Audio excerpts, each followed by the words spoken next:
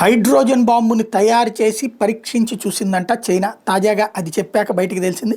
రెండో ప్రపంచ యుద్ధంలో 2 అణుబాంబులు ప్రయోగించి యుద్ధంలో గెలవడంతో పాటు ఆనాటి నుంచి అగ్రరాజ్యం హోదాను కైవసం చేసుకున్న అమెరికా గురించి తెలిసింది. అయితే ఇప్పుడు అలా అణుబాంబులు ప్రయోగిస్తే రేడియో ధార్మికత ముప్పుతో పాటు అంతర్జాతీయ ఆంక్షలను ఎదుర్కొనే ఆస్కారం ఉంది.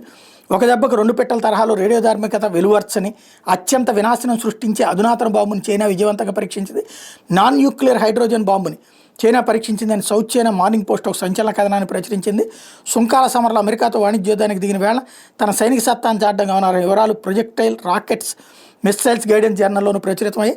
చైనా ప్రభుత్వ షిప్ బిల్డింగ్ కార్పొరేషన్లోని 705 రీసెర్చ్ ఇన్స్టిట్యూట్ 2 కేజీల బరువైన హైడ్రోజన్ బాంబును తయారు చేసింది. అణుబాంబు మాదిరి కాకుండా తక్కువ స్థలంలో ఎక్కువగా ఘన హైడ్రోజన్ తనలో ఇముడ్చుకునే మెగ్నీషియం హైడ్రైడ్ని ఈ బాంబులో వాడారు. రేడియో ధార్మికతను వెదజల్లకుండా వినాశనం సృష్టించే లక్ష్యంతో శుద్ధ సాంకేతికతతో ఈ హైడ్రోజన్ బాంబును సృష్టించారు.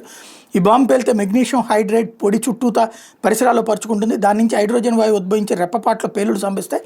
ఈ భయంకరమైన ట్రైనైట్రోట్రోలిన్ బాంబు పేలిన దానికంటే 15 రెట్ల అధిక వినాశనం కలిగిస్తాయి. ఈ పరిసరాల ఉష్ణోగ్రత కేవలం 2 సెకన్లోనే 1000 డిగ్రీల సెల్సియస్కి చేరుకుంటుంది. అంటే బాంబును ప్రయోగించిన చోట శత్రుదేశ ఆయుధాగారాలు, విద్యుదుత్పత్తి కేంద్రాలు, వంతెనలు ఉంటే సెకండ్లోనే ధ్వంసం అవడం, కాలి బూడిద కుప్పలుగా మారడం ఖాయం. బాంబు పేలినప్పుడు కేవలం 2 మీటర్ల దూరంలో ఏకంగా 428 కిలోపాస్కల్ల పీడనం ఏర్పడిందని, దీంతో ఊహించరానంత వినాశనం జరుగుతుందని సౌత్ చైనా మార్నింగ్ పోస్ట్ తన కథనంలో పేర్కొంది.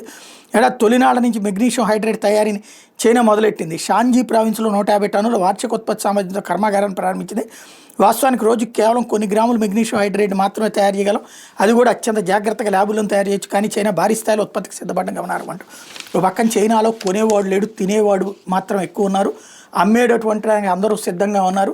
అమెరికా ఆంక్షలతో తలడిల్లిపోతుంది. దాన్ని కవర్ చేయాలంటే కొత్త వైపుకి డైవర్ట్ చేయాలి ప్రచారం. అందులో భాగంగా నేరేటివ్ థింకింగ్ కోసం క్రియేట్ చేసేది ఇది.